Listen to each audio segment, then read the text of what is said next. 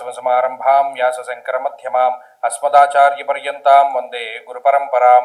జ్యోతిష్ శాస్త్రాన్ని భావితరాల వారికి ప్రసాదించిన ఋషుల యొక్క పాదపద్మాలకి నమస్కారం చేసుకుంటూ, అలాగే నాకు ఈ జ్యోతిష విద్యను నేర్పిన గురువర్యులు జ్యోతిష బ్రహ్మ కీర్తిశేషులు శ్రీ ఈరంకి సూర్యనారాయణమూర్తి గారు, సూర్యశ్రీ దైవజ్ఞ గారి యొక్క పాదపద్మాలకి నమస్కారం చేసుకుంటూ, ఓం శ్రీ మహాగణాధిపతి నమః, శ్రీ గురుభ్యో నమః, హరి ఓం.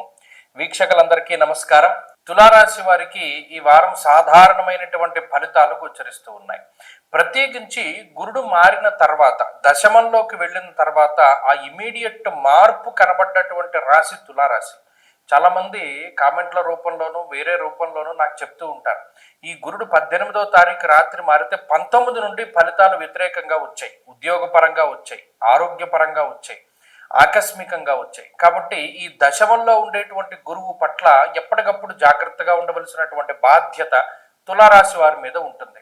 అలాగే ఈ ప్రస్తుత వారంలో జన్మ రాశి యందు కుజుని యొక్క సంచార దోషము అనేటువంటిది తొలగిపోయినది, జన్మ కుజుని యొక్క దోషం పోయింది కాబట్టి కొంత ఉపశమనంగా ఉంటుంది.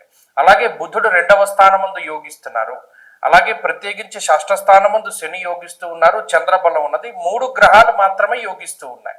ఇక్కడ జన్మ రవి యొక్క స్థితి ఉన్నది. జన్మ రవి దేహార్తి చిత్త సంతాప కాలాతిక్రమ భోజనం అనేటువంటి విషయానికి కారకుడవుతాడు. కాలాన్ని అతిక్రమించి భోజనం చేస్తూ ఉండడము, శారీరక సౌఖ్యము తక్కువగా ఉండడము, ఏదో ఒక రకమైనటువంటి అనారోగ్య సమస్యలో, ఏదో చిన్న చిన్న దెబ్బలో, ఇలా మనల్ని అంత కంఫర్టబుల్గా శరీరం ఉండనటువంటి స్థితికి రవి కారణమవుతారు. నీరసము, నిస్సత్వ, లేకపోతే సరైనటువంటి సమయానికి భోజనం చేయలేకపోవడం, సరైనటువంటి పోషకాలను తీసుకోకపోవడం, ఇటువంటి వాటన్నిటికీ రవి కారణమవుతారు.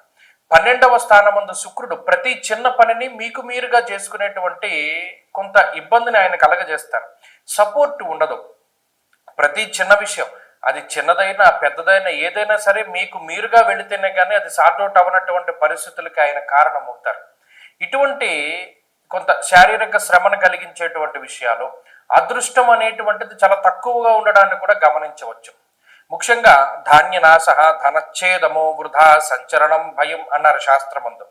ఇప్పుడున్నటువంటి గ్రహస్థితి తులారాశి వారికి ప్రధానంగా సమయాన్ని వృధా చేయడానికి ఎక్కువ అవకాశాన్ని కల్పిస్తుంది. ఈ విషయాన్ని దృష్టిలో పెట్టుకోండి.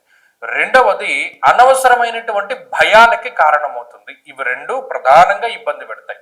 అది దాటగలిగితే ఇక బ్రహ్మాండమైనటువంటి పరిస్థితులు ఉంటాయి.